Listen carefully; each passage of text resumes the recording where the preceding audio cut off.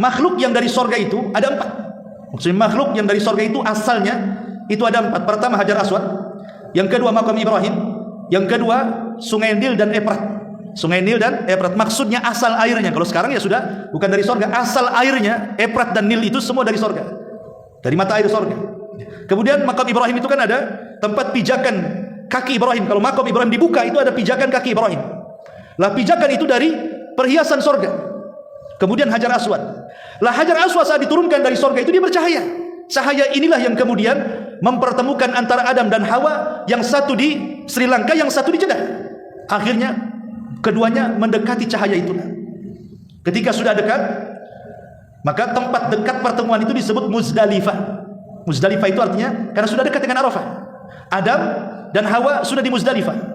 Kemudian sampai di Arafah, makanya Arafah disebut Arafah. Apa sih artinya Arafah? Arafah itu artinya mengenal. Maka Adam mengenali Hawa, kemudian Hawa mengenali Adam, makanya tempat itu disebut Arafah, karena saling mengenal. Lah setelah kemudian berjumpa antara Adam dan Hawa, disitulah Allah Subhanahu wa taala menurunkan kalimatnya agar kalimat itu dibaca oleh keduanya. Dan itulah kalimat yang pertama yang Allah ajarkan kepada keduanya untuk dibaca. Apa kalimat itu? Bismillahirrahmanirrahim.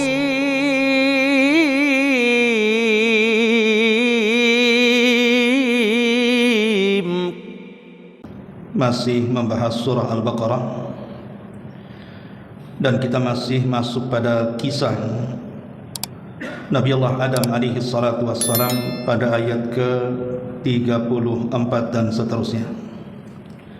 Kita baca ayatnya baru kita terangkan. A'udzubillahi minasyaitonir rajim. Bismillahirrahmanirrahim. Wa idh qulna lil malaikati isjudu li Adam fasajadu illa iblis aba wastakbara wa kana minal kafirin. Wa qulna ya Adam uskun anta wa zawjukal jannah wa kula minha ragadan haitsu syi'tuma wa la taqraba hadhihi asy-syajarata fatakuna minadh dhalimin.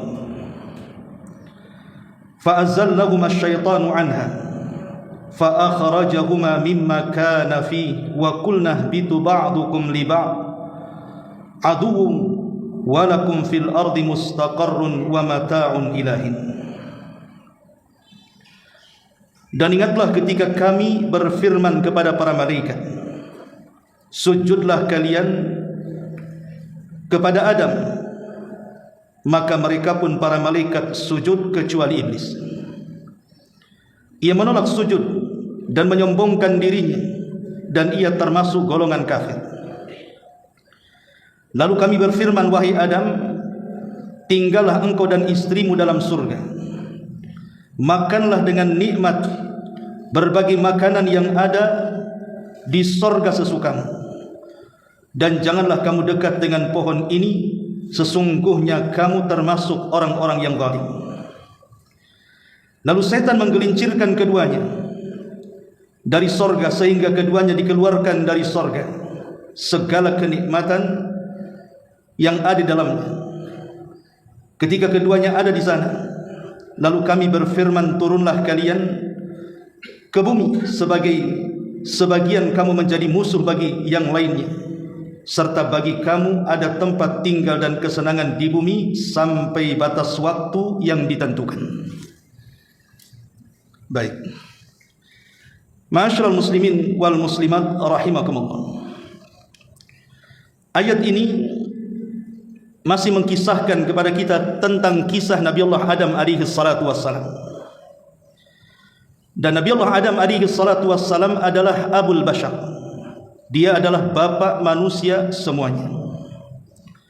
Berbeda dengan teori Darwin yang mengatakan bahwa asal muasal manusia dari kera. Terserah apa yang dikatakan teori-teori seperti ini, karena kita hanya mengacu kepada Al-Quran dan Sunnah sebagai pegangan kita, bahwa kita semua adalah keturunan manusia, dan bapa pertama yang diciptakan Allah adalah Adam alaihi salatu wassalam.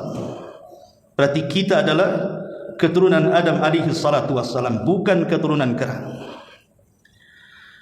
Nabi Allah Adam alaihi salatu wassalam dimuliakan oleh Allah Subhanahu wa taala dengan banyak kemuliaan. Di antaranya sujudnya para malaikat kepada Adam yang sudah saya kisahkan pada minggu yang lalu. Kemudian Allah Subhanahu wa taala anugerahkan Nabi Allah Adam alaihi salatu wassalam ilmu pengetahuan yang tidak pernah diajarkan kepada para malaikat. Kemudian Adam alaihi salatu wassalam dijadikan kiblat oleh para malaikat dengan sujudnya malaikat kepada Adam.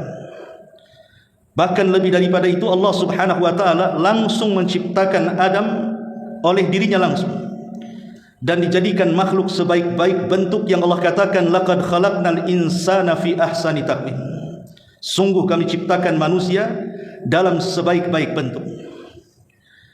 Kemudian juga Nabi Adam alaihi salatu wassalam dimuliakan oleh Allah Subhanahu wa taala dengan cara diturunkan ke bumi yang kisahnya kita akan kisahkan di sini.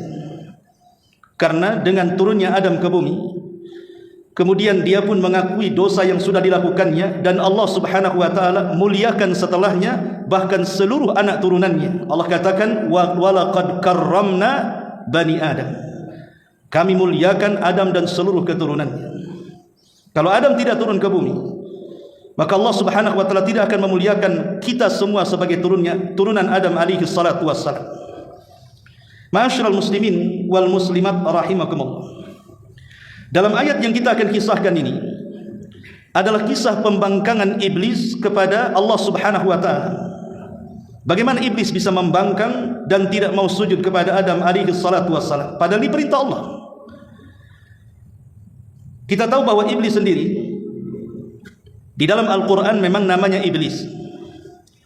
Tetapi kalau kita melihat rujukan-rujukan kepada kisah Israiliyah, maksudnya kisah-kisah yang diambil dari kitab-kitab sebelum Al-Quran seperti Taurat dan Injil, maka iblis itu dulunya adalah seorang jin yang sangat saleh. Mereka mengistilahkan dengan sebutan Azazil. Azazil ini adalah jin yang paling saleh dari seluruh jin-jin yang ada di saat itu. Kesolehannya setara dengan para malaikat, sehingga Allah Subhanahu wa taala menganugerahkan iblis ini atau Azazil ini naik ke langit, kemudian menghuni alam para malaikat di langit pertama. Karena dia bersama para malaikat, secara otomatis juga watak-watak jinnya hilang, dan dia pun menjadi jin yang paling saleh karena hidup dengan para malaikat. Tentu juga akan berbeda kehidupannya dengan jin yang ada di bumi. Sampai akhirnya Allah Subhanahu wa taala melihat kesungguhan dan kesalehan Azazil ini, akhirnya Allah memasukkan ia ke dalam sorga dan dijadikan pembendaharaan sorga, memegang pembendaharaan sorga, dan dia mendapatkan fasilitas kenikmatan yang luar biasa yang Allah Subhanahu wa taala anugerahkan kepada Azazil. Dia mendapatkan kenikmatan karena kesalehannya. Sampai pada waktunya Allah Subhanahu wa taala hendak menciptakan seorang makhluk yang bernama Adam alaihi salatu wassalam. Ketika itu para malaikat kaget, kenapa Allah Subhanahu wa taala hendak menciptakan makhluk yang akan merusak bumi, bahkan menumpahkan darah. Sampai-sampai para malaikat menawarkan dirinya dan mengatakan, ya Rabb, kalau engkau hendak menciptakan makhluk yang makhluk ini dalam rangka beribadah untukmu di bumi, biarkan makhluk itu tidak perlu kau ciptakan, biar kami yang turun ke bumi, supaya di bumi sudah tidak ada lagi makhluk yang menumpahkan darah bahkan merusak bumi seperti jin. Cukup kami para malaikat yang akan menyembah kamu dan tidak akan ada kerusakan lagi. Tapi Allah Subhanahu wa taala mengatakan kepada para malaikat, tidak perlu, karena makhluk yang akan kuciptakan ini kalian sendiri tidak tahu seperti apa rupanya dan seperti apa kelak hidupnya. Makanya Allah Subhanahu wa taala mengatakan, saya lebih tahu apa yang kalian tahu. Dan betul, setelah Allah Subhanahu wa taala ciptakan Adam, dari Adamlah lahir para nabi, dari Adam lahir para syuhada, orang-orang saleh, para siddiqin, yang terkadang tingkatan mereka lebih tinggi dibandingkan tingkatan para malaikat itu sendiri. Walaupun tidak diragukan dari turunannya ada orang-orang yang merusak bumi dan menumpahkan darah. Ma'asyiral muslimin yang dimuliakan Allah Azza wa Jalla, maka sebagai kafarah isti'jal, terburu-burunya malaikat menawarkan diri kepada Allah untuk menggantikan Adam, maka malaikat sebagai kafarahnya akhirnya mereka pun membuat sebuah Ka'bah di langit yang disebut dengan Baitul Ma'mur. Baitul Ma'mur inilah pernah dilihat Nabi saat peristiwa Isra Mi'raj. Disitulah malaikat tawaf selama 1 hari berjumlah 70.000 malaikat setiap hari. Apabila mereka sudah tawaf kemudian keluar dari Baitul Ma'mur, ganti dengan malaikat yang lain dengan jumlah yang sama. Kemudian hari berikutnya keluar, diganti dengan malaikat lain dengan jumlah yang sama. Sehingga kita tidak tahu berapa jumlah para malaikat yang diciptakan Allah Subhanahu wa taala. Wa ma ya'lamu junuda rabbika illa. Tidak ada yang tahu jumlah para malaikat kecuali Allah Subhanahu wa taala. Jadi itu bentuk kafarah isti'jal. Terburu-burunya malaikat ketika Allah menciptakan Adam, seolah-olah Allah akan menciptakan makhluk seperti jin yang suka merusak dan menumpahkan darah. Lah ketika momen kemudian Allah Subhanahu wa taala hendak menciptakan Adam, Allah utus malaikat Jibril untuk mengambil tanah di bumi, tapi bumi menolaknya dan tidak berhasil mengambil tanahnya. Kemudian Allah utus malaikat Mikail untuk mengambil tanah di bumi, juga gagal, tidak bisa diambil karena bumi menolaknya. Akhirnya malaikat demi malaikat diutus oleh Allah untuk mengambil tanah di bumi, bumi pun tetap menolaknya karena bumi tidak mau diambil sedikit pun tanahnya untuk menciptakan makhluk yang kelak akan merusak dirinya. Sampai akhirnya Allah utus malakul maut dan berhasil mengambil. Maka sejak itulah Allah Subhanahu wa taala menobatkan malakul maut sebagai malaikat pencabut nyawa. Karena dia yang berhasil mengambil tanah yang kelak akan menciptakan Adam, maka Allah kemudian berikan tugas kepada malakul maut, dia juga yang akan mencabut nyawa dan seluruh keturunan. Setelah kemudian tanah itu dibawa ke langit antara Sidratil Muntaha dan sorga, Allah Subhanahu wa taala membentuk Adam dengan sebaik-baik bentuk. Dalam sebuah riwayat Israiliyat bahwa setelah kemudian dibentuk, maka dibiarkan selama 40 tahun. Selama 40 tahun inilah para malaikat selalu mengintip sebenarnya Allah menciptakan makhluk seperti apa. Tetapi tidak berani mendekatinya kecuali Ajazil. Ketika di sorga dia mendengar bahwa Allah menciptakan makhluk selain dirinya dan para malaikat, disinilah muncul sifat aslinya. Karena dia dari kalangan jin. Makanya Allah Subhanahu wa taala berfirman, "Kana minal jin fa fasaqa an amri rabbi." Bahwa iblis itu dari kalangan jin yang berbuat fasik kepada Rabb. Berubahlah jadi jin yang paling saleh menjadi jin yang paling fasik. Muncul tabiat jinnya, hasadnya muncul dalam hatinya. Inilah penyakit yang pertama yang muncul di langit. Hasad. Karena iblis ketika itu hasad. Jangan-jangan Allah Subhanahu wa taala hendak menciptakan sebuah makhluk, seorang makhluk untuk menggantikan posisinya di sorga. Akhirnya kemudian dengan hasadnya iblis penasaran. Kemudian mendekati patung Adam yang belum ditiupkan ruh, kemudian masuk dari lubang telinga, keluar dari lubang mulut, masuk dari lubang hidung, keluar dari lubang dubur, kemudian ditepuklah badan Adam itu. Rupanya bersuara. Kemudian iblis mengatakan, atau Ajazil mengatakan, sungguh ini makhluk yang lemah. Kenapa? Karena dia ajwa, artinya berongga. Artinya dia butuh makan dan minum. Kemudian dia bersumpah, wallahi lau sulitta alayya la uhlikan. Kalau seandainya engkau wahai Adam diserahkan kepadaku, kuhancurkan diri. Mulai hasadnya nampak di sini. Setelah kemudian 40 tahun lewat, maka Allah Subhanahu wa taala mengumpulkan para pembesar para malaikat. Dari Jibril, Mikail dan para malaikat yang ada di langit sana. Termasuk Ajazil ada di tengah-tengah mereka. Disinilah Allah Subhanahu wa taala berfirman menjelaskan tentang kisahnya. Wa idz qulna lil malaikati isjudu li Adam. Ketika kami, kata Allah, berfirman kepada para malaikat, sujudlah kalian kepada Adam. Semua sujud para malaikat. Fasajadu, semua malaikat sujud. Kenapa semua malaikat sujud? Karena malaikat itu taunya hanya perintah saja. Dia makhluk yang tidak diberikan syahwat. Makanya Allah Subhanahu wa taala berfirman tentang para malaikat, wa yaf'aluna ma yu'marun. Mereka melakukan apapun yang diperintahkan Allah Subhanahu wa taala. La ya'sunallah. Mereka tidak pernah bermaksiat kepada Allah Azza wa Jalla. Kalau Allah perintahkan sesuatu, mereka hanya mengatakan satu kalimat sami'na wa ata'na. Makanya ketika Allah mengatakan sujud kalian kepada Adam, maka semua malaikat sujud. Dalam ayat yang lain Allah Subhanahu wa taala mengatakan, falamma sawaitu, ketika kami sudah menyempurnakan, maksudnya menyempurnakan ciptaan Adam dalam bentuk yang paling indah, wa nafakhtu fihi min ruhi. Kemudian kami tiupkan ruhku kepada Adam, faqa'u lahu sajidin, maka sujudlah kalian kepada Adam. Ayat ini menunjukkan bahwa semata-mata ruh Adam dimasukkan ke dalam jasadnya, maka ketika itu malaikat harus sujud.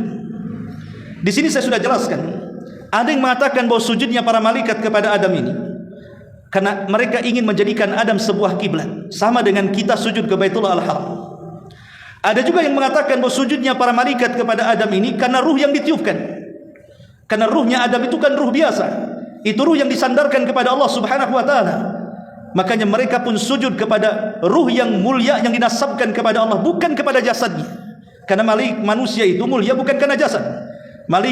Manusia mulia itu karena ruh. Selama manusia itu ada ruhnya, selama itu kemuliaan masih ada pada dirinya. Selama manusia hilang ruh pada jasadnya, maka manusia tidak akan dihormati dan dimuliakan manusia yang lain. Mungkin dikenang, tapi tidak dihormati. Ma'asyiral muslimin yang dimuliakan Allah Subhanahu wa taala. Makanya Allah mengatakan semata-mata ruh itu masuk ke dalam jasad Adam, faqa'u lahu sajidin, sujud kalian semua. Apa yang terjadi? Fasajadu, semua malaikat sujud, illa iblis, kecuali iblis. Iblis tidak mau sujud, aba, dia enggan, wastakbara, dia sombong, wa kana minal kafirin, maka sejak itulah iblis dianggap kafir. Ma'asyiral muslimin yang dimuliakan Allah Subhanahu wa taala, sedikit cerita iblis. Kenapa kemudian Ajazil, jin yang paling saleh, berubah kemudian sebutannya menjadi iblis? Dan iblis ini diambil dari kata apa? Sebagian para ulama mengatakan iblis ini artinya adalah orang yang putus asa dari rahmat Allah Subhanahu wa taala. Jadi iblis ini maknanya adalah makhluk yang sangat berputus asa kepada Allah, kepada rahmat Allah Subhanahu wa taala. Makanya dia kufur. Makanya hati-hati, orang yang putus asa ini bahaya. Bisa mengakibatkan kekufuran. Contohnya orang yang banyak melakukan maksiat. Dari kecil, dewasa sampai tua dia melakukan maksiat. Kemudian dia putus asa seolah-olah tidak akan mendapatkan rahmat Allah. Akhirnya dia tidak mau tobat karena merasa dosanya besar, tidak mungkin diampuni dan pasti masuk neraka. Akhirnya dia putus asa. Makanya kenapa kemudian putus asa ini dosa yang paling besar dibandingkan dosa yang dilakukannya dari kecil sampai tua, masih sedikit dibandingkan dosa putus asanya. Kenapa? Karena putus asa itulah yang menjadikan dia tidak mau tobat kepada Allah Subhanahu wa taala.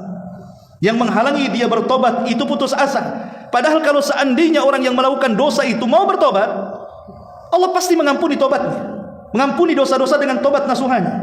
Karena Allah Subhanahu wa taala yaghfiru dzunuba jami'ah. Allah itu pasti mengampuni semua dosa.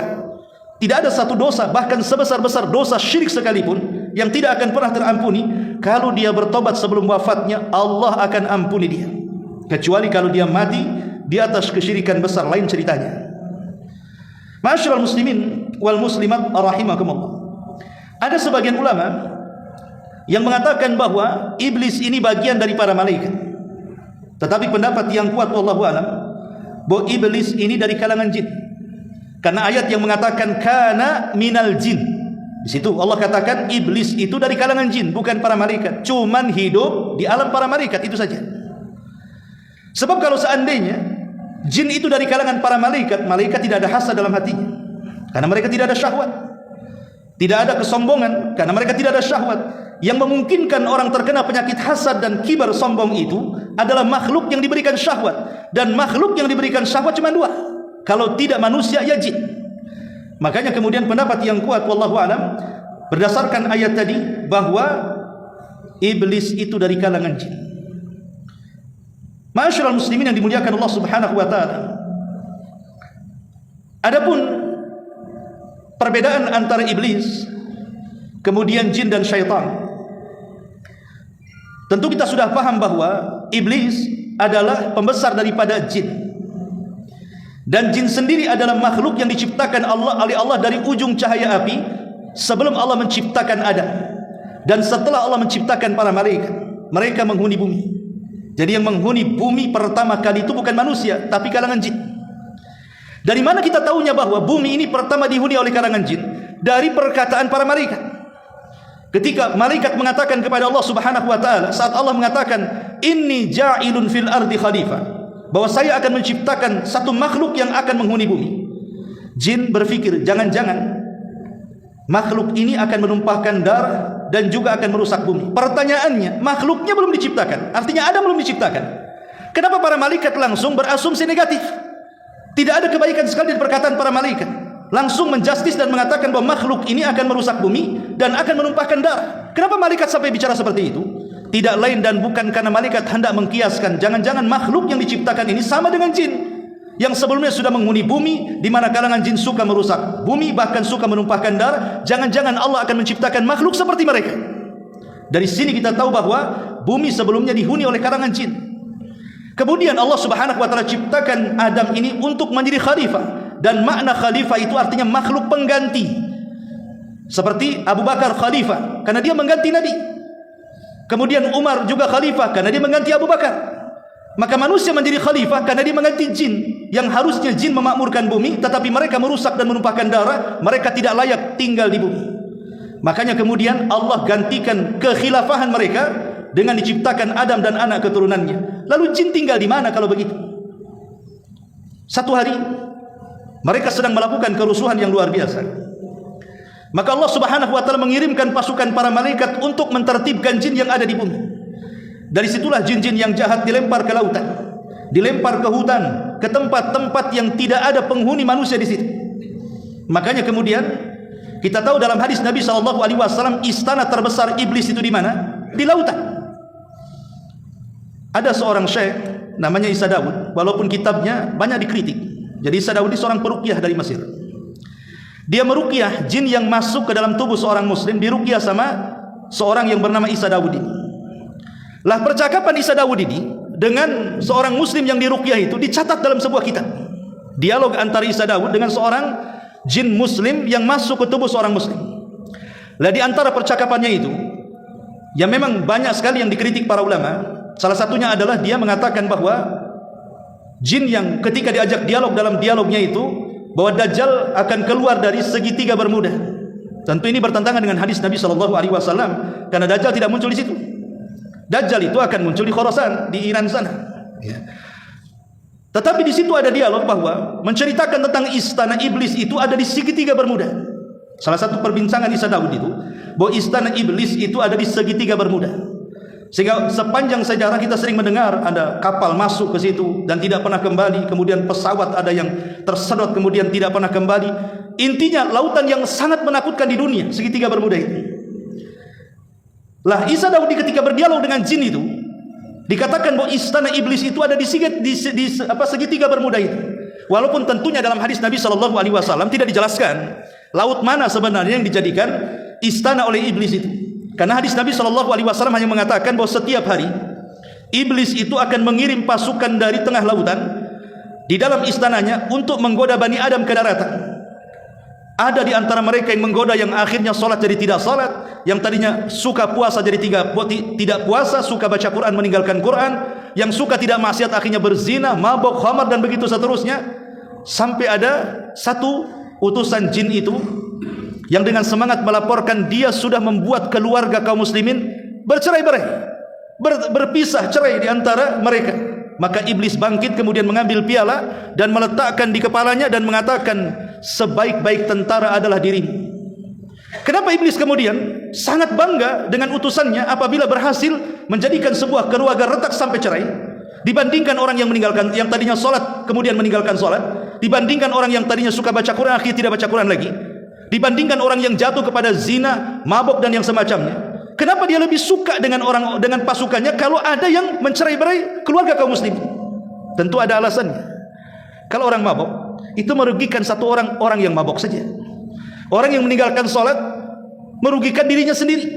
Orang yang meninggalkan puasa merugikan dirinya sendiri. Begitu juga yang lainnya. Tapi kalau sudah berhasil menceraikan dua pasangan suami istri dalam keluarga muslim, itu korbannya bukan satu. Istri jadi korban, suami jadi korban, anak-anak pula jadi korban. Bahkan kemudian tetangga jadi korban, jadi isu.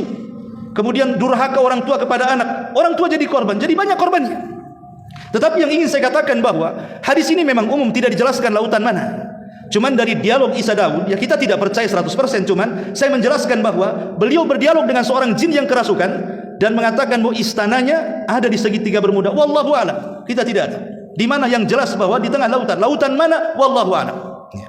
Tapi yang jelas bahwa Allah Subhanahu wa taala memberikan tempat masing-masing. Malaikat ada di langit kalau turun ke bumi dalam rangka tugas. Manusia ada di daratan. Kalaupun mungkin ke lautan, mereka bukan bertempat tinggal, mungkin mencari maisha, mungkin dak safar dan begitu seterusnya. Lah jin-jin ini kebanyakan tinggal di lautan, di hutan-hutan dan yang semacamnya. Ma'asyiral muslimin yang dimuliakan Allah Subhanahu wa taala, intinya bahwa iblis tidak mau sujud kepada Adam. Makanya Allah mengatakan aba wastakbara wa kana minal kafir. Enggan karena hasad, dari hasad muncul sombong, dari kesombongan itulah dia menjadi golongan yang kafir. Kemudian Allah Subhanahu wa taala setelah melihat pembangkangan iblis, apa yang dikatakan Allah? Allah minta alasan yang jelas. Allah sudah tahu alasannya. Tapi Allah ingin bertanya kepada iblis, kenapa kau tidak mau sujud? Disinilah iblis membuat kias batil, kias ma'al farik dalam ilmu usul itu, kias yang tidak sesuai. Dia mengatakan, bagaimana aku harus sujud kepada Adam ini, sementara aku lebih baik dibandingkan Adam? Khalaqtani min nar wa khalaqtahu min tin.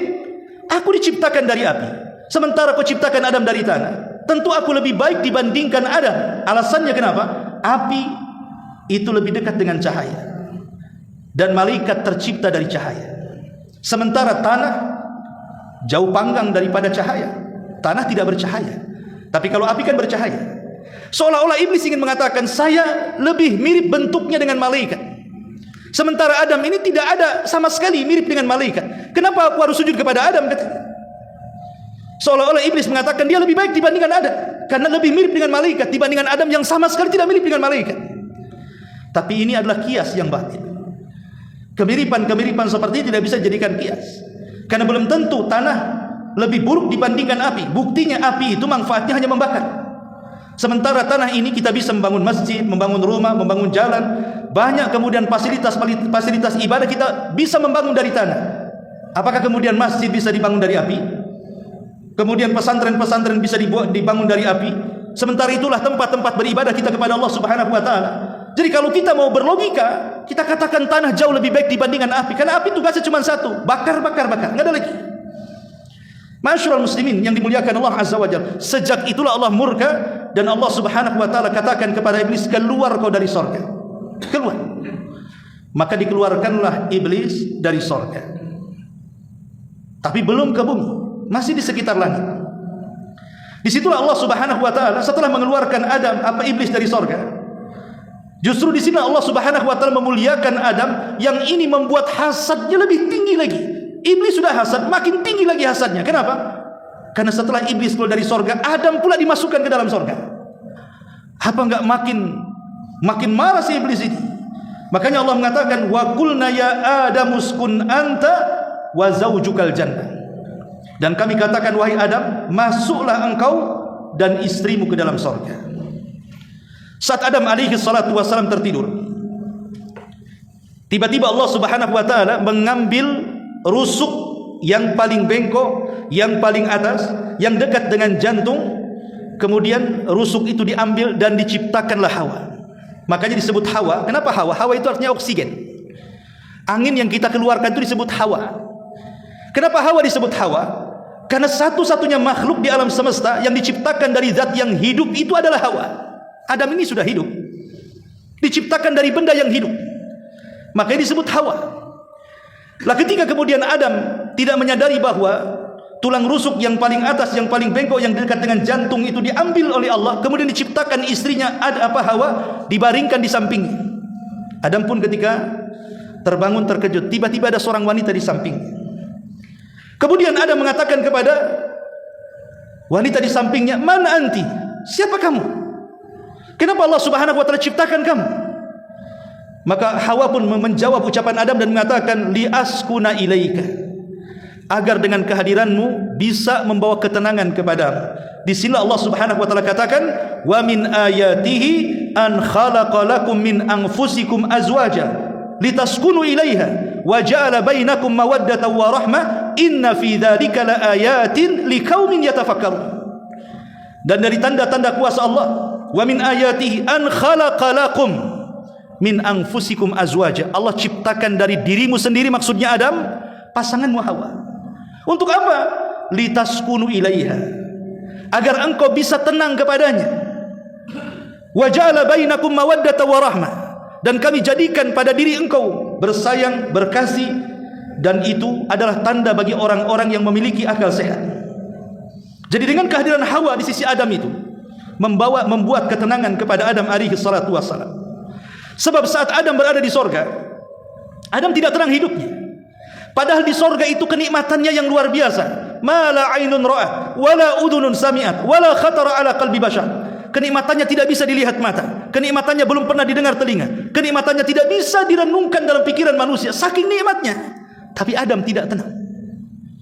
Kalau saya boleh analogikan seperti ini, seandainya Batam ini diserahkan kepada kita, satu kota Batam dengan berbagai macam fasilitasnya yang sekarang ada hari ini, tapi kita hidup sendirian di Batam, lontang-lantung ke Nagoya sendiri, ke Batu Haji sendiri, ke Batu Besar sendiri, kira-kira tenang nggak?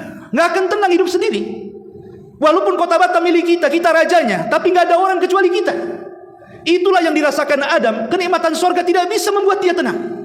Padahal sorga itu nikmatnya luar biasa. Dia ketakutan di sorga, bayangkan. Lah makanya karena kemudian Allah Subhanahu wa taala, dengan sebab itulah Allah ciptakan pasangannya. Akhirnya sorga yang penuh indah tapi menakutkan bagi Adam menjadi terasa indah dan menyenangkan. Masyarul muslimin yang dimuliakan Allah Azza wa Jalla. Jadi pasangan hidup itu, itulah sandaran hidup kita. Dengan adanya istri di sekitar kita, itulah yang membuat kita tenang. Makanya Adam merasa tenang dengan adanya Hawa. Ketika itu Allah Subhanahu wa taala katakan setelah menciptakan Hawa, wa qulna ya Adam uskun anta wa zaujukal jannah. Masuklah kau Adam, bawa istrimu, bersenang-senanglah di surga. Wa kula minha ragadan haitsu syi'tuma. Makan dari seluruh kenikmatan yang ada di surga. Abdullah ibn Abbas radhiyallahu anhu mengatakan, perbedaan sorga dengan dunia itu hanya ada di nama. Persamaan sorga dengan dunia itu hanya ada di nama. Di sorga ada pisang, di dunia ada pisang, nama saja. Di sorga ada apel, di dunia ada apel, nama saja. Di sorga ada madu, di sorga ada khamar, di dunia juga ada madu, ada khamar, nama saja, tapi hakikatnya berbeda. Jadi Abdullah ibn Abbas mengatakan, persamaan sorga dengan dunia itu hanya nama, bukan hakikat. Karena rasa pisang dunia dengan sorga akan berbeda. Rasa kurma yang ada di dunia dengan kurma di sorga juga akan berbeda. Karena kenikmatan tidak pernah dilihat, didengar, bahkan terlintas pun tidak. Dan itu kenikmatan yang sesungguhnya. Makanya Allah mengatakan wa kula minha ragadan haitsu syi'tuma. Tapi Allah mengatakan wala taqraba hadhihi syajarata fatakuna minadh dhalimin. Tapi ingat, semua minuman boleh kau minum, semua makanan boleh kau makan, semua buah-buahan yang ada di sorga silahkan kalian cicipi. Tapi tolong, ini ujian Allah, jangan dekat satu pohon ini. Sebagian ahli tafsir, maksudnya pohon yang ada di sorga yang Nabi Adam alaihi salatu wasallam tidak boleh dekat-dekat itu, maksudnya pohon apa? Inilah yang menjadi perbincangan para ulama, terutama ulama sejarah. Sebenarnya pohon apa yang tidak boleh didekati oleh Nabi Allah Adam alaihi salatu wasallam saat di sorga?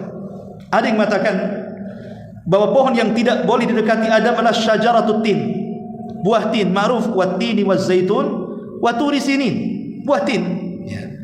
Ini satu pendapat. Pendapat yang kedua maksudnya syajaratul inab, maksudnya adalah anggur. Jangan dekat-dekat buah anggur. Ada yang mengatakan syajaratul bur, maksudnya adalah gandum, biji-bijian. Jangan dekat-dekat di biji-bijian ini.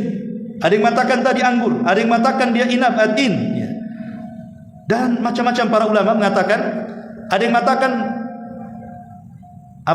buah apel.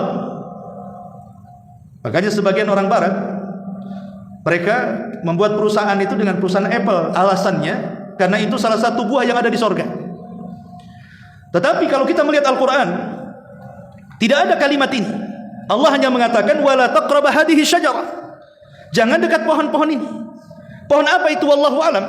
Ini kan menurut Israiliyat, ada yang mengatakan buah-buahan yang tadi saya sebutkan tadi. Tapi Quran sendiri tidak menyebutkannya. Sekali lagi, karena Quran itu bukan kitab sejarah yang semua harus dirinci sedetail mungkin. Tetapi Quran itu kitab ibrah dan pelajaran.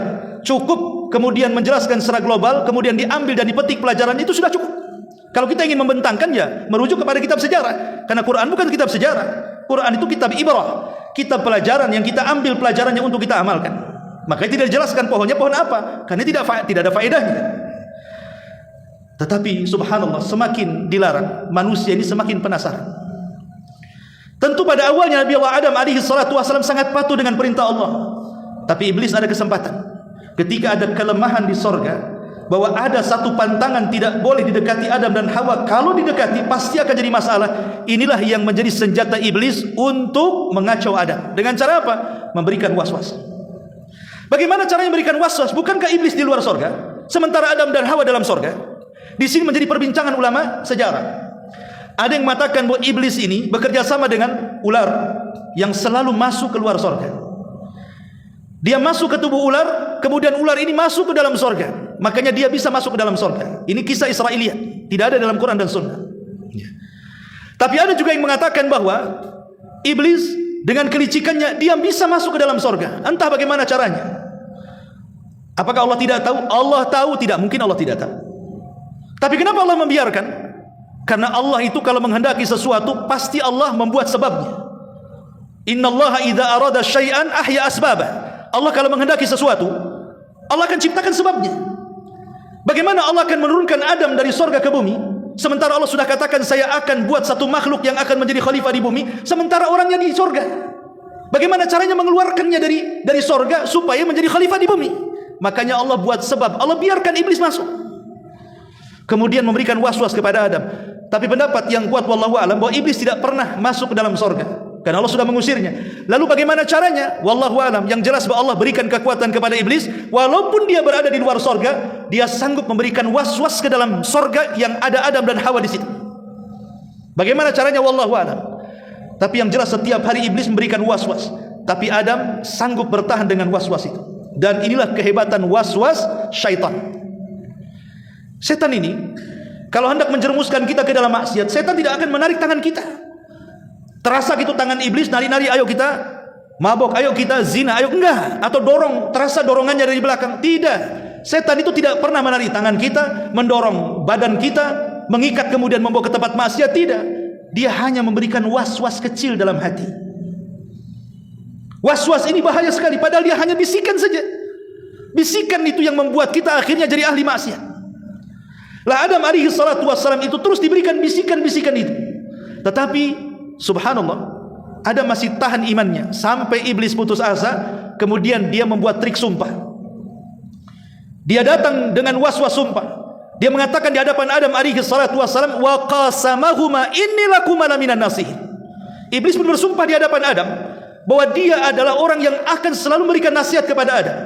Kemudian iblis memberitahu kenapa Allah melarang tidak boleh mendekati pohon larangan. Karena kalau engkau makan dari pohon larangan itu, engkau akan menjadi kekal di sorga, atau engkau akan jadi malaikat. Antakuna malakaini au takuna minal khalidin. Kalau kau makan buah itu wahai Adam, kau akan jadi malaikat, atau minimalnya kau akan dikekalkan di sorga. Allah tak mau kau kekal di situ. Iblis pandai bersiasat.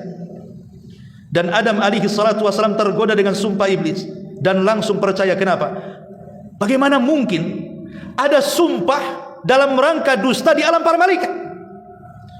Adam enggak pernah mendengar ada orang bersumpah dusta di alam para malaikat, karena alam para malaikat itu alam suci. Enggak mungkin ada orang berdusta di sana, apalagi bersumpah atas nama Allah. Disitulah kemudian berpikir Adam, mana ada orang bersumpah di alam para malaikat untuk kedustaan. Makanya Adam percaya dengan sumpahnya iblis, karena dia bersumpah di alam para malaikat masalahnya, dan sebelumnya belum ada orang yang bersumpah untuk kedustaan. Disitulah akhirnya dia memakan buah larangan. Sebab itulah Allah subhanahu wa ta'ala marah, kemudian mengusir Adam, Hawa dan iblis dengan firman-Nya, fa'azzallahuma syaitanu anha fa'akhrajahuma mimma kana fi wa qulna ihbitu ba'dukum li ba'din adu wa lakum fil ardi mustaqarrun wa mata'un ilahin. Lalu syaitan menggelincirkan keduanya sehingga keduanya dikeluarkan dari segala kenikmatan yang ada di sorga. Dan Allah katakan kepada mereka, ihbitu jami'a, keluar kalian semua, keluar kalian semua dari sorga. Maksudnya Adam, Hawa dan iblis, keluar. Dan kalian akan menjadi musuh sebagian kalian dengan sebagian yang lain. Iblis memiliki musuh dari dua arah, dari arah Adam dan dari arah Hawa. Jadi iblis dikeroyok dengan dua manusia, Adam dan Hawa. Itulah musuhnya. Ketika Adam tidak bisa digoda, maka iblis akan menggoda Hawa. Artinya iblis ini kalau tidak bisa menggoda dari jalur laki-laki, maka dia akan menggoda dari jalur perempuan. Maka dengan takdir Allah Subhanahu wa taala, Allah turunkan Adam, Hawa dan iblis ke dunia. Sebagian ahli tafsir mengatakan bahwa Adam itu diturunkan di Sri Lanka, di India sana. Makanya di sana ada Jabal Adam. Ada yang mengatakan, ya macam-macam memang penafsiran para ulama, tapi itu yang banyak dikuatkan para ulama bahwa Adam diturunkan di Sri Lanka. Adapun Hawa diturunkan di Jeddah. Adapun iblis diturunkan di lautan. Makanya dia buat istananya di lautan. Lah ketika terpisah antara Adam dan Hawa, satu di Jeddah, satu di Sri Lanka, maka saat kemudian Allah Subhanahu wa taala turunkan Hajar Aswad dari sorga ke bumi. Hajar Aswad ini dulunya hitam, dulunya putih, tapi karena kesyirikan yang dilakukan orang-orang jahiliyah di zaman itu, makanya kemudian menjadi hitam. Karena makhluk yang dari sorga itu ada 4. Maksudnya makhluk yang dari sorga itu asalnya itu ada 4. Pertama Hajar Aswad, yang kedua makam Ibrahim, yang kedua Sungai Nil dan Efrat. Sungai Nil dan Efrat maksudnya asal airnya. Kalau sekarang ya sudah bukan dari sorga, asal airnya Efrat dan Nil itu semua dari sorga, dari mata air sorga. Kemudian makam Ibrahim itu kan ada tempat pijakan kaki Ibrahim. Kalau makam Ibrahim dibuka itu ada pijakan kaki Ibrahim. Lah pijakan itu dari perhiasan sorga. Kemudian Hajar Aswad. Lah Hajar Aswad saat diturunkan dari sorga itu dia bercahaya. Cahaya inilah yang kemudian mempertemukan antara Adam dan Hawa, yang satu di Sri Lanka, yang satu di Jeddah. Akhirnya keduanya mendekati cahaya itu. Ketika sudah dekat, maka tempat dekat pertemuan itu disebut Muzdalifah. Muzdalifah itu artinya karena sudah dekat dengan Arafah. Adam dan Hawa sudah di Muzdalifah. Kemudian sampai di Arafah, makanya Arafah disebut Arafah. Apa sih artinya Arafah? Arafah itu artinya mengenal. Maka Adam mengenali Hawa, kemudian Hawa mengenali Adam, makanya tempat itu disebut Arafah, karena saling mengenal. Lah setelah kemudian berjumpa antara Adam dan Hawa, disitulah Allah Subhanahu wa taala menurunkan kalimatnya agar kalimat itu dibaca oleh keduanya. Dan itulah kalimat yang pertama yang Allah ajarkan kepada keduanya untuk dibaca. Apa kalimat itu? Rabbana zalamna anfusana wa illam taghfir lana wa tarhamna lanakunanna minal khasirin. Inilah kalimat pertama di bumi yang diucapkan Adam dan Hawa. Rabbana zalamna, ya Allah, kami sudah menzalimi diri-diri kami. Rabbana zalamna anfusana wa illam taghfir lana, kalau Engkau tidak mengampuni dosa-dosa kami ya Rabb, wa tarhamna, dan Engkau tidak memberikan rahmat-Mu kepada kami ya Rabb, lanakunanna minal khasirin, tentu kami termasuk orang-orang yang rugi. Ketika Allah menurunkan kalimat ini untuk dibaca keduanya, maka keduanya membaca kalimat ini. Maka Allah katakan, fatalaqqa Adamu min rabbih kalimatin fataba alaihi innahu huwat tawwabur rahim. Kemudian Adam menerima beberapa kalimat dari Rabbnya, lalu dia pun menerima taubatnya, sesungguhnya dialah yang maha penerima taubat lagi maha penyayang. Saat Adam dan Hawa mengucapkan kalimat itu, Allah ampuni dosanya. Wallahu alam. Ini diantara terusan dari kisah kemarin tentang kisah Nabi Allah Adam alaihi salatu wassalam. Subhanaka wa bihamdika asyhadu an la ilaha illa anta astaghfiruka wa atubu ilaik. Allahu taala alam. Assalamualaikum warahmatullahi wabarakatuh.